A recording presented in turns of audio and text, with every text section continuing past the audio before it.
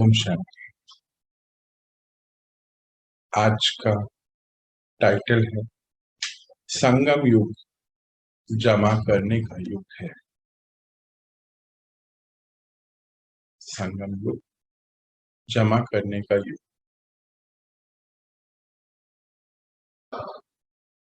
सारे कल्प में श्रेष्ठ खाता जमा करने का समय सिर्फ यही संगम युग है। छोटा सा युग, छोटी सी जीवन है। इसीलिए इस युग, इस जीवन की विशेषता है, जो अभी जितना जमा करने चाहे, बाबा से जो प्राप्त करना चाहे, जो भाग्य प्राप्त करना चाहे, वो कर सकते हैं। इस समय की श्रेष्ठ खाते के प्रमाण पूज्य पद भी प्राप्त होता है और फिर पूज्य से पुजारी भी बनते हो। इस समय के श्रेष्ठ कर्मों द्वारा, श्रेष्ठ नॉलेज के द्वारा, श्रेष्ठ संबंधों के द्वारा, श्रेष्ठ शक्तियों के द्वारा, श्रेष्ठ गुणों और श्रेष्ठ खाते को अभी ही जमा कर सकते हैं। बाबा ने संगम युग के बारे में बताया कि एक सृष्टि रंगमंच पे ये जो वर्ल्ड ड्रामा चल रहा है, यूं तो इसके 4 युग है दुनिया के लिए: सतयुग, त्रेता युग, द्वापर और कलयुग। पर हम सभी बाबा के बच्चों के लिए ये गुप्त युग है, जिसको संगम युग कहा गया। डायमंड एज कहते हैं। डायमंड एज इसलिए कहते हैं कि देखो, उसके बाद तो golden age, silver age, copper age ऐसे गिरती कला हो जाता है। इसी युग को डायमंड एज इसलिए कहा जाता है कि डायमंड की कीमत गोल्ड से भी ज्यादा होती है। इस युग को इसीलिए इसके समय के महत्व के हिसाब से इसको डायमंड एज नाम दिया गया, क्योंकि इसी समय हमें परमात्मा मिलते हैं और कोई भी ऐसा समय नहीं होता कि हम उनसे मिल पाए। अगर हमारे अभी उनके साथ के जो एक्सपीरियंसेस हैं, जो उनके साथ के रिश्ते अभी हम बनाएंगे, वो ही हमारी स्मृति में आगे अगले कल्प तक चले जाएंगे। परम धाम में जब जाते भी हैं तो भी अगर हमें आज उनकी स्मृति नहीं है, ऊपर तो कोई स्मृति होती ही नहीं है, तो हमें कोई महसूसता नहीं होती भगवान की। इसीलिए ये समय बाबा ने बहुत उपयोगी बताया। एक तो उस दृष्टि से कि हम परमात्मा से इस समय मिलते हैं, ये तो हुई एक बात। और बताया कि छोटा सा युग है और छोटा सा जीवन। छोटा सा 100 साल का युग है, पर जब हम बाबा से मिल रहे हैं तो हमारा उनके साथ कितना समय है, वो छोटा सा है। और इसकी विशेषता क्या बताई कि इस समय श्रेष्ठ खाते जमा हो रहे हैं। श्रेष्ठ खाते कौन से हैं? जैसे कि हम अपने जीवन यापन के लिए भी धन दौलत जमा करते हैं, समय अनुसार इसको उपयोग में लेने के लिए। ऐसे ही आत्मिक शक्तियों के खाते, गुणों के खाते और ज्ञान के खाते इसी समय जमा होते हैं अगले 5000 वर्ष के लिए। फिर बाबा ने बताया कि कर्मों के द्वारा, यानी कि श्रेष्ठ कर्मों के द्वारा, जब हमें नॉलेज मिल गई कि हम कौन हैं, कर्मों की भी नॉलेज मिली। कल हम पढ़ रहे थे बहुत अच्छे से, सभी को याद होगा क्या कर्म राइट है क्या नहीं। बाबा हर एक बात पर अटेंशन दिलाते हमें रोज किसी न किसी माध्यम से। बाबा कहते कि श्रेष्ठ कर्मों का खाता पिछले 63 जन्मों में, इनफैक्ट अभी भी जब हम बाबा से मिलते उससे पहले, क्योंकि कर्मों के बारे में पता नहीं था तो कितने हमारे से गलतियां भी हुई होंगी। तो देखो, दोनों बैलेंस शीट है ये पूरी लाइफ की ना। जो अच्छे कर्म है उसका भी फल है, और जो भी हमसे पाप कर्म हुए उसका भी फल मिलेगा। दोनों का मिलना है। ऐसा नहीं कि हमने पाप कर्म बहुत सारे करे फिर 1 2 4 5 7 अच्छे कर्म कर दिए तो वो बैलेंस होगा? बिल्कुल भी नहीं ऐसा होगा। दोनों का ही फल मिलना है। पर अगर हम श्रेष्ठ कर्मों को, जो बाबा ने हमें विधियां बताई, हाँ, उस पुण्य को आज हम कमाते जाते हैं तो बैलेंस शीट में हमारा ये प्रॉफिट दिखेगा। बैलेंस शीट की बात करें तो उसमें ये प्रॉफिट हो जाएगा, श्रेष्ठ कर्मों का प्रॉफिट, जो बाबा कह रहे हैं कि खाते जमा हो। एक बात, श्रेष्ठ नॉलेज यानी कि बाबा जो ज्ञान दे रहे हैं ये भी जमा होता है। अब इसको समझ लेते हैं। जैसे जब हम ज्ञान को सुनते हैं तो जीव आत्मा का रिश्ता आत्मा से सबसे पहले बनता है, मैं से मेरा रिश्ता बनता है और फिर उससे बन जाता है। नॉलेज के आधार पे ही ये सब कारोबार होता है। जब हम आज इस नॉलेज को भरते हैं, ज्ञान को भरते हैं, तो पूरे ही कल्प हम इनर वॉइस जिसको कहते हैं, इंट्यूशन जिसको कहते हैं, गट फीलिंग जिसको कहते हैं, उसके आधार पे निर्णय शक्ति का इस्तेमाल कर, जैसे अभी हमारी इंट्यूशन पावर सभी की बड़ी होगी, आप सबने भी महसूस किया होगा। ये इंट्यूशन पावर, ये इनर वॉइस जो है, हमें पूरे कल्प यानी कि आने वाले 84 जन्म हमें सही मार्ग दिखाती है, हमें राइट डिसीजन लेने में मदद करती है। कई बार जाने अनजाने में, ज्ञान में भी नहीं थे तो क्या कहते थे कि मेरे अंदर की आवाज इस बात के लिए मना कर रही, मन गवाही नहीं दे रहा, या मन कह रहा है कि ये करना चाहिए। तो ये क्यों होता है? ये जो आज हम अपना अपने से रिश्ता बना रहे हैं, मन को अपने साथ रख रहे हैं, नॉलेज के आधार पे ये रिश्ता बन रहा है, इसीलिए हमारा मन और बुद्धि इतनी क्लियर हो जाती है कि पूरे कल्प जो है हमें उससे मदद मिलती है। और इतनी क्लियर होने की वजह से बाबा से भी उसी से ही कनेक्शन होता है, फिर बाबा से टचिंग भी हमें मिलती रहती है। आज की मेहनत का पूरे कल हमें परिणाम या रिजल्ट मिलता है। फिर है श्रेष्ठ संबंध का। अब यहाँ पर सारे संबंधों की बात हो रही है। एक तो हम सब भाई बहनों का आपस में संबंध, अर्थात जो परम धाम में सभी आत्माएं रहती हैं, सबका आपस में एक ही संबंध होता है, आत्मा भाई भाई, एक दूसरे को कोई नहीं जानता है, पर शरीर के कॉस्ट्यूम के हिसाब से इस दुनिया में साकार वतन में भाई बहन का रिश्ता होता है, यानी कि श्रेष्ठ पवित्र रिश्ता एक दूसरे के प्रति। तो जो आज ये संबंध बन रहा है, तो देवी देवताओं का संबंध एक दूसरे से कैसा होता है? बहुत पवित्र होता है, अहिंसक होते हैं ना, क्योंकि विकार नहीं है, तो हिंसा नहीं करते, एक दूसरे को कभी हानि नहीं पहुंचाते, ऐसा पवित्र संबंध, बहुत अंडरस्टैंडिंग जिसको कहते हैं। तो आपस में एक संबंध, और फिर हमारे संबंध श्रेष्ठ हमारे पिता से, परमात्मा से, वो भी अभी ही अनुभव कर सकते हैं।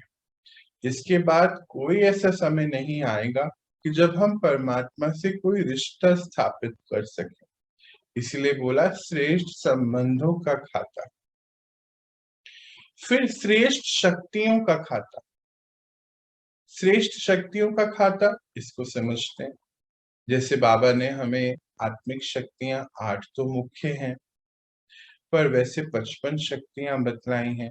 कितनी सारी शक्तियां हैं? निर्णय करने की शक्ति, बातों को छोड़ने की शक्ति, विस्तार को संकीर्ण करने की शक्ति, निर्णय लेने की शक्ति, सामना करने की शक्ति, सहयोग करने की शक्ति, समझने की शक्ति, समझाने की शक्ति, अपनी बात रखने की शक्ति, बातों को चेंज करने की शक्ति, परिवर्तन करने की शक्ति, हाँ, हीलिंग की शक्ति, टचिंग और रिसीविंग पावर, बाबा से मैसेज रिसीव करने की शक्ति, कितने प्रकार की पवित्रता की शक्ति और प्रेम की शक्ति, शांति की शक्ति, अनेक शक्तियां बाबा ने हमें बतलाई हैं। और जैसे जैसे हम उसको इस्तेमाल में लाते हैं, नॉलेज मिली। जैसे एक छोटा सा एग्जाम्पल ले लेते हैं, हमें नॉलेज मिली कि लिखना कैसे है। जब बच्चा छोटा होता है तो हम उसको ABCD लिखना सिखाते हैं, तो नॉलेज देते हैं। फिर वो नॉलेज जब वो यूज करता है, तो जैसे जैसे बड़ा होता है, तो फिर आज तो हम लेटर्स भी लिखते हैं, बुक्स भी लिखते हैं, कितनी बातें कर लेते हैं। नॉलेज के आधार से हम कम्युनिकेट कर लेते हैं। तो नॉलेज मिली और लिखना सीखा तो आ गया। ऐसे ही नॉलेज दी बाबा ने कि आपके अंदर सहयोग करने की शक्ति है, आपके अंदर अपनी बात को रखने की शक्ति है, आपके अंदर समझने और समझाने की शक्ति है। तो हमें नॉलेज मिली, जब हमने इसको यूज करा तो वो बढ़नी शुरू हो गई। डिसीजन लेने की शक्ति है। जैसे आज तो क्या हो जाता है ना, हम अपनी लाइफ के डिसीजन भी नहीं लेते, हम चाहते कोई हमारे लिए डिसीजन ले ले। बड़े बड़े डिसीजन, शादी किससे करनी है, कौन से कॉलेज में पढ़ाई करनी है, कहाँ पर जॉब करनी है, ये भी आज हम पंडितों से, गुरुओं से, कितने लोगों से पूछते। पर अगर हमारा रिश्ता, रिश्ते पे बात करते हैं, संबंध, अगर हमारा संबंध आज हमसे अच्छा हो जाए, हमारा हमसे, किसी और से नहीं, अभी हमारा हमसे अच्छा हो जाए, तो हमें कभी भी डिसीजन के लिए किसी और के पास नहीं जाना। क्यों? क्योंकि जो कोई दूसरा डिसीजन देता है, वो अपने नॉलेज के आधार से देता है। पर जब हम समझ गए कि हम आत्मा हैं, तो आत्मा इस ड्रामा में पूरा पार्ट निभा रही है, तो उसके पास सारी ही नॉलेज है, क्योंकि उसने ये पार्ट अनेक बार निभाया है। तो हमसे अच्छा डिसीजन हमारे लिए कभी भी कोई नहीं दे सकता है।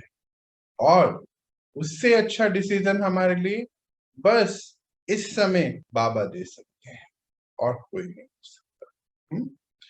फिर श्रेष्ठ गुणों का खाता। तो श्रेष्ठ गुण, बाबा ने हमें दैवीय गुण बताए 36, जिसमें पवित्रता है, धैर्यता है, नम्रता है, परोपकार है, रहम दिल है, इतने सारे गुण बाबा ने बताए। ये भी हमें अभी इमर्ज करके जोड़ते हैं। जितने ज्यादा हम इन गुणों को इमर्ज करते हैं, यानी कि यूज करते हैं, तो वो कार्यरत हो जाते हैं। जैसे अगर आप अपने घर में कोई इलेक्ट्रॉनिक गैजेट है, उसको यूज करना बंद कर देते हैं, तो हमने देखा होगा कि रखे रखे जैसे वो खराब हो जाता है। पर जब हम उसको यूज करते रहते हैं, तो वो ठीक रहता है, चलता रहता है। ऐसे ही हमने कलयुग के अंत तक आते आते अपने इन गुणों को यूज करना बंद कर दिया, तो अवगुण आ गए बाहर, विकार बाहर आ गए, वर्च्यूज पीछे चले गए। आज बाबा आए इस वर्च्यूज को ही बाहर निकाल रहे। हमें बाहर से कुछ नहीं लेके आना है, अंदर से यूज करना शुरू करना है। तो जो विकार है, जो अवगुण है, वो खत्म होते चले जाएंगे, और उनकी जगहों पे ये गुण और शक्तियां, विशेषताएं, ये सब हमारे इमर्ज हो जाएंगे। तो बाबा कहे कि ये खाते अभी जमा हो सकते। द्वापर से भक्ति का खाता अल्पकाल का, अभी अभी किया, अभी अभी फल पाया और खत्म हुआ। भक्ति का खाता अल्पकाल का इसीलिए है क्योंकि अभी कमाया और अभी खाया। बाबा ने द्वापर से हमारे भक्ति के बारे में बात करी कि भक्ति मार्ग में क्या होता है। द्वापर से तो सभी भक्ति में चले जाते हैं। तो भक्ति में क्या होता है, बस अभी भक्ति करी और फिर उसका जो पुण्य पाया उसको खाया, मतलब इस्तेमाल कर लिया, जमा नहीं हो पाया। जमा करने का अविनाशी खाता जो जन्म जन्म चलता रहे, वह अविनाशी खाता जमा करने का समय अभी का है। अविनाशी खाता भक्ति में द्वापर से किया और खाया, विनाशी हुआ। अविनाशी जो हमारे साथ चले जाएगा और जन्म जन्म तक साथ चलेगा, उसका समय अभी है। इसीलिए इस श्रेष्ठ समय को पुरुषोत्तम युग और धर्माओ युग भी कहा जाता है। बाबा देखो कैसा उसका गायन कर रहे हैं इस युग का, कि पुरुषोत्तम युग भी कहा जाता है, क्योंकि अभी पुरुष यानी कि हम सभी उत्तम बनने के लिए ये सारे कार्य करते हैं। धर्माओं का अर्थ कि हम सब आत्मिक धर्म में आ जाते हैं, जो धर्म आगे जाने वाला है। बोलते हैं ना, हमने भगवत गीता में बचपन से सुनते आए ये बात सदियों से, कि जब धर्म की गिलानी भारत में, जब धर्म की गिलानी अति गिलानी होगी, मैं आऊंगा और एक सत्य धर्म की स्थापना करूंगा। तो बाबा कौन सा धर्म स्थापित करने आए? कोई वर्ण वाला धर्म, कोई जाति वाला धर्म नहीं, आत्मिक धर्म। इसलिए बोला धर्माओं, यानी कि मैं आत्मा, मेरा मुझसे कनेक्शन, और मेरे अंदर ही सब कंट्रोलिंग एंड रूलिंग पावर है। आज हमें बाहर से ये लॉ एंड ऑर्डर क्यों चाहिए? क्योंकि हमारी कंट्रोलिंग एंड रूलिंग पावर खत्म हो गई, तो बाहर से किसी को हमें कंट्रोल करना पड़ा, गवर्न करना पड़ा। पर अगर ध्यान से देखो इतिहास उठा के, कि ये लॉ एंड ऑर्डर तो बस कुछ साल पुराना ही है, 70 साल, 100 साल, 200 साल, इससे पहले ये सब नहीं था। तो फिर तब कैसे चलता था? तब इसी आधार पे ही चलता था। इसीलिए इस श्रेष्ठ समय को पुरुषोत्तम युग और धर्माओं युग कहा जाता है। परमात्मा अवतरण युग कहा जाता है। डायरेक्ट पिता द्वारा प्राप्त शक्तियों को इस्तेमाल करने का, बढ़ाने का युग भी कहा जाता है। हमने देखो गायन कितना प्यारा इसका करा है, कि परमात्मा अवतरण का युग भी इसी को कहते हैं। डायरेक्ट पिता द्वारा जो शक्तियां प्राप्त हो रही हैं, उसको प्राप्त करने का युग भी इसी को कहा जाता है। और इसी ही युग में आप आत्माएं श्रेष्ठ से अति श्रेष्ठ बन रहे हैं। श्रेष्ठ से मतलब बाबा को जब पहचान लिया तो श्रेष्ठ हो गए, और फिर अति श्रेष्ठ यानी कि अपने ऊपर कार्य करके आगे बढ़ रहे हैं, अति श्रेष्ठ पर। इसी युग में ही परमात्मा विधाता और वरदाता का पाठ बजाते हैं। इसी युग में बाबा विधाता और वरदाता का पाठ बजाते हैं। विधाता अर्थात हम बोलते हैं ना भाग्य विधाता, जब भगवान आएंगे तो हमारा भाग्य बनाए, तो बोला जाता है उनको भाग्य विधाता। अब क्या भगवान हमारा भाग्य बनाते हैं? नहीं, इस शब्द को भी समझ लेते हैं। भाग्य विधाता का अर्थ होता है भाग्य बनाने की विधि बताने वाला। पर भाग्य किसको बनाना है? हम सबको खुद से बनाना है।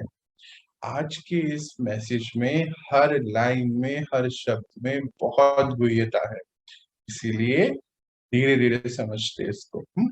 तो भाग्य विधाता का रोल भी निभा रहे हैं बाबा, और वरदाता, वरदान भी दे रहे। वरदान का अर्थ क्या होता है?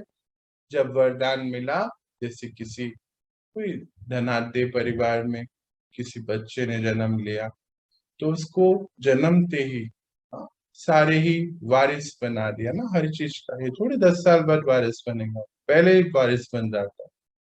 जितनी भी वहां की धन दौलत होती है उसका वारिस होता है। तो जब हम परमात्मा के बने तो वारिस बन गए। तो वरदान दे दिए। वरदान के लिए मेहनत नहीं करनी है, वारिस बनने के लिए कोई मेहनत नहीं है, सब उसी का ही है। ऐसे ही सारे वरदान हमारे ही हैं, जो भाग्य विधाता ने हमें दिए। इसीलिए इस युग को वरदानी युग भी कहा जाता है। इस युग में स्नेह के कारण बाबा भोले भंडारी बन जाते हैं। अंडरलाइन कर लेंगे इसका। बाबा कहते हैं वरदानी युग भी कहते हैं, और इस युग में स्नेह, परमात्मा स्नेह उनका हमारे लिए और बच्चों का स्नेह उनके लिए, क्योंकि ये भी हम अभी महसूस कर सकते हैं और पूरे कल्प में ये कभी भी फिर महसूस नहीं किया जा सकता। देखो क्यों ऐसा क्यों बोला जाता है कि सतयुग त्रेता में तो भगवान की जरूरत ही नहीं, सब कुछ इतना बढ़िया है, सब कुछ बाबा ने इतने अच्छे से किया हुआ है, यहाँ का प्रारब्ध है, तो वहां भगवान की जरूरत नहीं। तो भगवान को ढूंढता भी कोई नहीं, सुख के दिन होते हैं, द्वापर से भगवान को ढूंढना शुरू करते हैं, अलग अलग फिर जगहों पर चले जाते हैं, अलग से कितने धर्म बन गए कि प्रकृति को भी पूजने लगे, क्योंकि नॉलेज नहीं हो। इस समय ही बाबा हमें मिलते हैं यार, और जब इस समय मिलते हैं तो हमें उनसे स्नेह मिलता है, और स्नेह के कारण ही बाबा जो है, बोलते हैं ना भोले भंडारी, मतलब छोटे से काम में भी, क्योंकि बाबा बहुत भोलानाथ, भोलानाथ भी बोला जाता है, भोले भंडारी भी बोला जाता है, उसी से ही हमारे भंडारे भर देते, छोटे से स्नेह के कारण। जो एक का पदम गुना फल देते हैं, एक का पदम गुना जमा होने का विशेष भाग्य अभी प्राप्त होता है, और युग में जितना और उतना का हिसाब है, अंतर हुआ ना, क्योंकि अभी डायरेक्ट पिता द्वारा वर्षा और वरदान दोनों रूप में प्राप्ति कराने के निमित्त बने हुए हैं। कौन बना हुआ है निमित्त? कहते बाबा, भगवान बंधा हुआ है, निमित्त बना हुआ है आपको पदम गुणा फल देने के लिए। जितना और उतना, हर युग का अलग अलग हिसाब होता है, जितना करेंगे उतना मिलेगा, पर इस समय आप जितना करेंगे उसका पदम। अब इसको समझ लेते हैं। पदम गुना का अर्थ क्या है? जितना आप करेंगे उससे मल्टीप्लाई होके पदम गुना मिलता चले जाएगा। अगर आप समर्थ कर्म करेंगे तो भी पदम गुना, और अगर व्यर्थ करेंगे तो वो भी पदम गुना, क्योंकि यूनिवर्स को नहीं पता आप अच्छा कर रहे हैं या बुरा कर रहे हैं, परमात्मा को नहीं पता आप अच्छा कर रहे हैं बुरा कर रहे हैं, आप जो भी कर रहे हैं मल्टीप्लाई होके मिल जाए। इसीलिए बार बारी बाबा हमें इस युग की महत्वता बताते हैं। भक्ति में भक्ति में भावना का फल है, अभी वर्षा और वरदान का फल है। भक्ति में जो भावनाएं होती हैं उसका फल मिलता है, और यहाँ वर्षा, परमात्मा का वारिस बनिए ना हम, और वरदानों का फल है। इसीलिए इस समय की महत्वता को जानो, प्राप्तियों को जानो, जमा के हिसाब को भी जानो। आप बच्चे तो व्यापारी बच्चे हैं, बाबा ने व्यापारी बोल दिया आपसे। व्यापारी का अर्थ क्या है कि आप, व्यापारी जो है जरा हिसाब किताब तो ज्यादा रखता है ना हर बात का, तो कहते हैं आप तो व्यापारी हो ना, तो जानो इस बात को, हिसाब को समझो, त्रिकालदर्शी हो। क्यों? क्योंकि इस समय ही बाबा आपको त्रिकालदर्शी बनाते हैं। कैसे त्रिकालदर्शी बोला बाबा ने?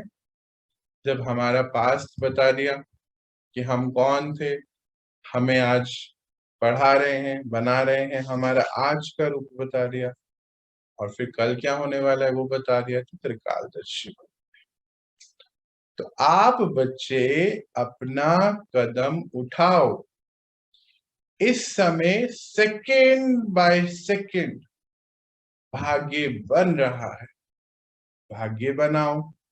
साधारण रीति से समय को व्यर्थ मत जाने दो, गवाओ नहीं, हर सेकंड की कीमत है, हर सेकंड में कमाई की जा सकती है। सेकंड बाय सेकंड भाग्य ऊंचा जा रहा है और सेकंड बाय सेकंड भाग्य नीचे जा रहा है। पदम गुणा का हिसाब है, अभी तो बताया ना।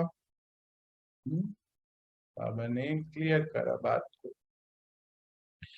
कहते इस समय को साधारण रीति से गवाओ नहीं। हर सेकंड भाग्य बन रहा है और हर सेकंड भाग्य नीचे भी जा रहा है, क्योंकि पदम गुना का हिसाब है।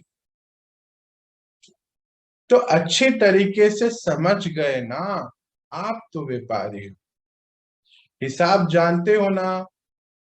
वह साधारण रीति से कुछ कमाया कुछ गवाया, ऐसा अमूल्य समय फिर नहीं आएगा लौट के, ये समाप्त हो जाएगा।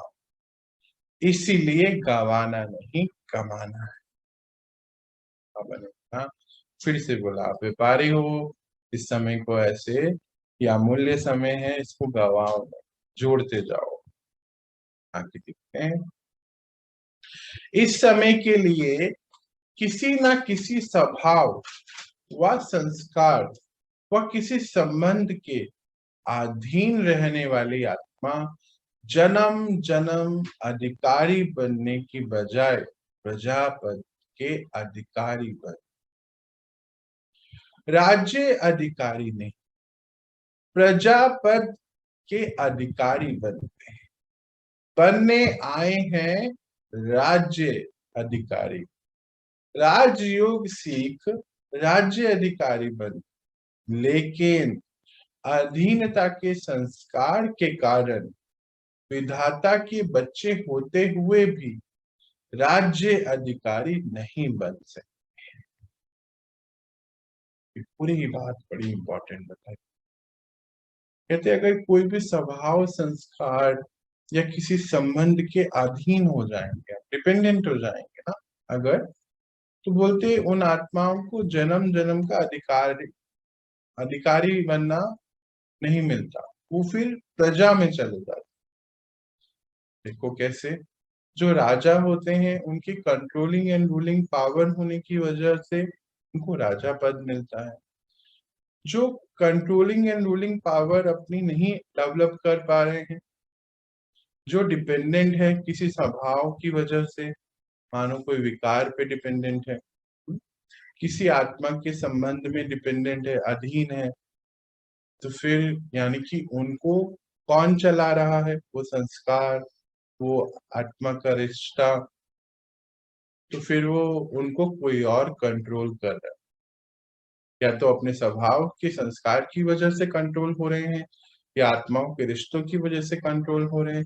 तो जब कोई बाहर का कंट्रोल कर रहा है तो कौन से पद में जाएंगे? लॉजिक को समझो, बाबा ने जो क्लियर करा, कहाँ चले जाएंगे? प्रजापद के अधिकारी, प्रजा में चले जाएंगे।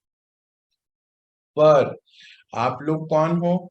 आप तो राज्य अधिकारी हो, तो राजयोग सीखते हो, तो इससे आप अपने संस्कारों के अधीन नहीं होते हो, आप विधाता के बच्चे हो। और अगर अधीन हो जाते हो तो विधाता के बच्चे होते हुए भी राज्य पद के अधिकारी नहीं बन सकते। बहुत क्लियर क्लियर बातें हैं आज, बड़ी समझने वाली।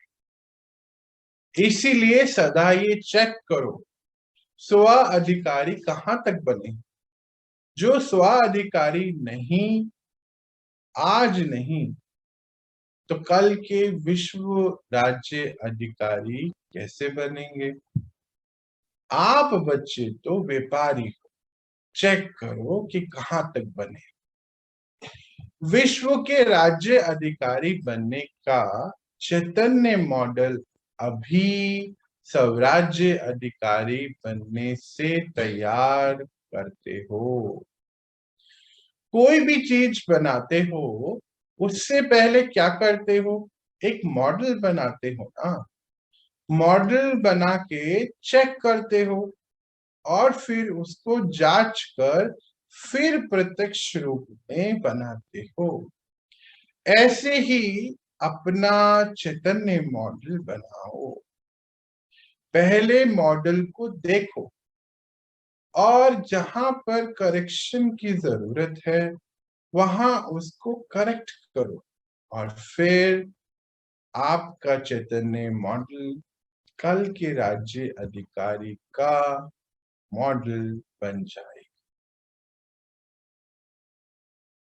इससे बेहतर तरीके से दुनिया का कोई टीचर नहीं पढ़ा सकता है।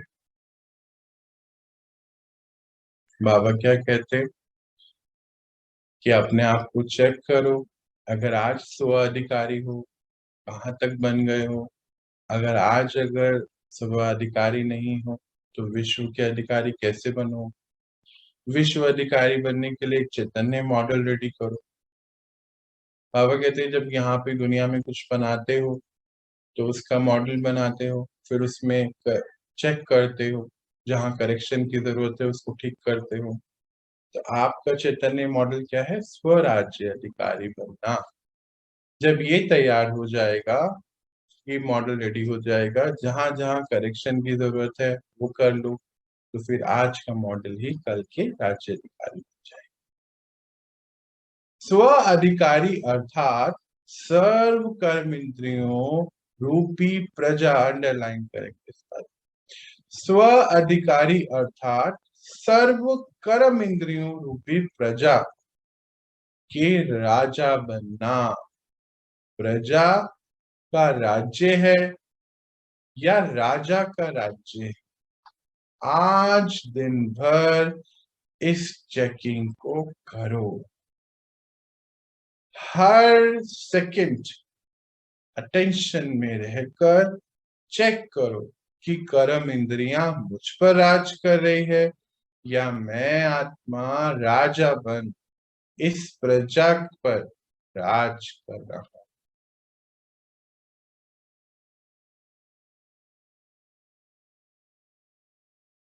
यह तो जान सकते हो ना कि प्रजा का राज्य होगा तो राजा नहीं कहलाएंगे, और जहां प्रजा का राज्य होता है वहां राजवंश समाप्त हो जाता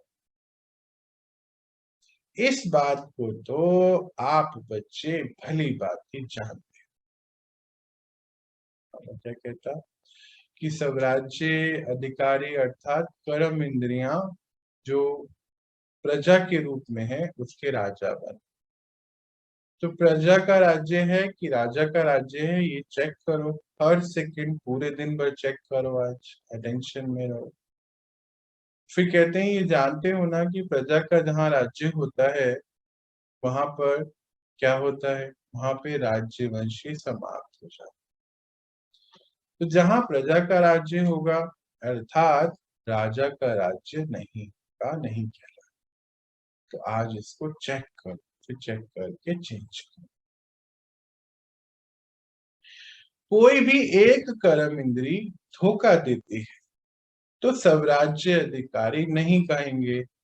ऐसे भी कहीं कभी नहीं सोचना कि एक दो कमजोरी तो होती ही है, इतना तो चलता ही है। कौन सा देखो इन्होंने क्या उन्होंने अपने ऊपर पूरा काम किया है। अभी कोई भी तो संपूर्ण बना नहीं है।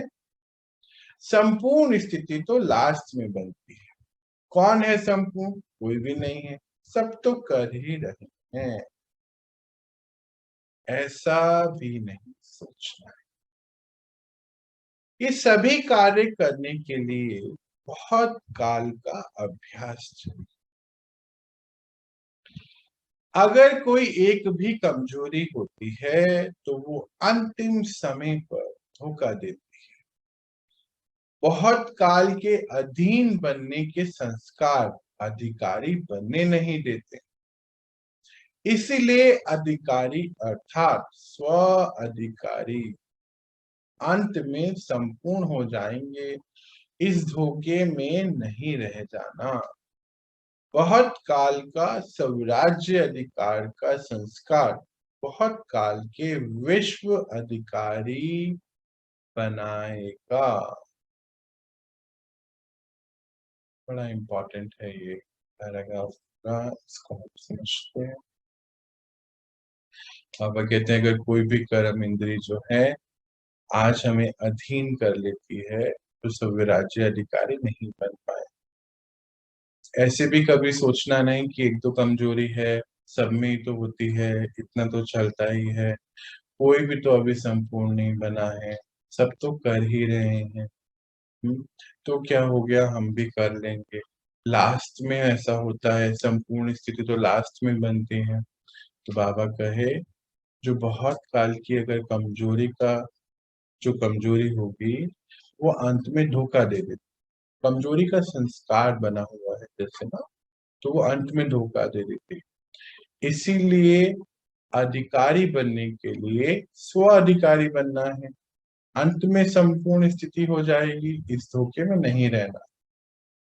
बहुत काल के जो स्वराज्य अधिकारी यहाँ पर होंगे, फिर उन्हीं का बहुत काल का विश्व अधिकारी का पाठ रोल भी होगा। इसका क्या अर्थ है, जो आज इस जीवन में बहुत काल तक स्वराज्य अधिकारी बने, फिर वो सत्युग त्रेता में बहुत काल तक राज्य अधिकारी भी, मतलब राजा के पद पर भी बैठेगा। जो अभी बाबा की समानता की आज्ञा प्रमाण बाबा के दिल तख्त नशीन बनते हैं, वो ही राज्य तख्त नशीन बनते हैं। बाबा समान बनना अर्थात परमात्मा पिता के दिल तख्त नशीन बनना, राज्य तख्त के अधिकारी बनना। किसी भी प्रकार के अलबेलेपन में अपना अधिकार का वर्षा व वरदान कम नहीं प्राप्त करना। जो जमा का खाता है उसको चेक करो, जहां चेंज की जरूरत है वहां चेंज करो। चेक और चेंज करना तो आता है ना, बाबा पूछते हैं और बता भी रहे। कहते जो बाबा ने हमें आज्ञा दी है कि हम उनके जैसे बने, परमात्मा समान, ये उनकी आज्ञा है हमारी। कहते वो आज्ञा को मान करके जब हम बच्चे उनकी आज्ञा पर चलते हैं तो दिल उनके दिल पर राज कर, जब उनके दिल पे हम अधिकारी बन जाते हैं, दिल पर बाबा के बच्चे जैसे, लौकिक में भी तो माता पिता के दिल पर राज करते बच्चे, कहते भी आप हमारे दिल में रहते। तो ऐसे ही हम बाबा के दिल पर रहते हैं। बाबा कहते हैं जब आप परमात्मा समान बनते चले जाएंगे तो बाबा के दिल पर राज करें। तो जब उनके दिल पे राज करेंगे तो अर्थात जितने समय उनके दिल पे करेंगे उतने ही राज्य अधिकारी भी बने। इसके लिए बाबा कहते किसी भी प्रकार का अलबेलापन मत लाइए। आपको जो वर्षे और वरदान मिल रहे हैं उस प्राप्तियों को और बढ़ाइए, जमा करें, जमा का खाता चेक करें। और फिर पूछते चेक करना तो आता है ना, जहां पे फिर जरूरत है चेंज की फिर उसको चेंज करें, पर अपने खातों को बढ़ाइए। पिछला खाता चेक करो और नया खाता समय और बाबा के वरदानों से ज्यादा जमा करो। सिर्फ कमाया और खाया ऐसा खाता नहीं बनाओ। अमृत वेले योग लगाया, जमा किया, क्लास में स्टडी करी तो जमा किया, फिर सारे दिन में परिस्थितियों के वश या माया के वार के वश या संबंध में आते हुए अपने कार्मिक अकाउंट के वश या अपने संस्कारों के वश जो जमा किया वे युद्ध करने में विजयी बनने में खर्च किया, तो रिजल्ट क्या निकला, कमाया और खाया। चेक करो क्या जमा हुआ। इसीलिए जमा का खाता सदा टेंशन में रहे, चेक करो और बढ़ता जाए। क्या कहते कि मानो पिछला जमा किया, अमृत वेले में योग भी किया बाबा के साथ, क्लास भी बहुत अच्छे से करी, सब कुछ किया, जमा किया। फिर दिन भर क्या हुआ, मानो किसी से कोई परिस्थिति आई, गुस्सा हो गया, लड़ने लग गया, माया ने वॉर पर जो है वार करा, या संस्कारों ने वार करा, या किसी आत्मा के साथ कोई हिसाब किताब है, उसमें उलझ गए, तो जितना जमा किया उतना तो खर्च कर दिया युद्ध में। बाबा कहते फिर फायदा क्या होगा, रिजल्ट क्या निकलेगा, कि जो कमाया वो खा लिया। तो इसीलिए ऐसा नहीं करो, खाते को बढ़ाओ, चेक करो और अटेंशन में रखो। लास्ट में बाबा क्या कहते हैं, सेवा में भी अभिमान और अपमान का, आलस्य का खाता मिक्स ना होने दो। जो भी सेवा कर रहे हो उसमें अभिमान ना आ जाए, अपमान महसूस ना हो, आलस्य, ये सब मिक्स नहीं करो। इसको कहा जाता है गोल्डन एजिड सेवा। अगर ये मिक्स नहीं है तो गोल्डन एजिड सेवा। स्वभाव में भी ईर्ष्या, सिद्ध करना, जिद करना, इन भावनाओं को मिक्स ना होने दो। यह है आलस्य।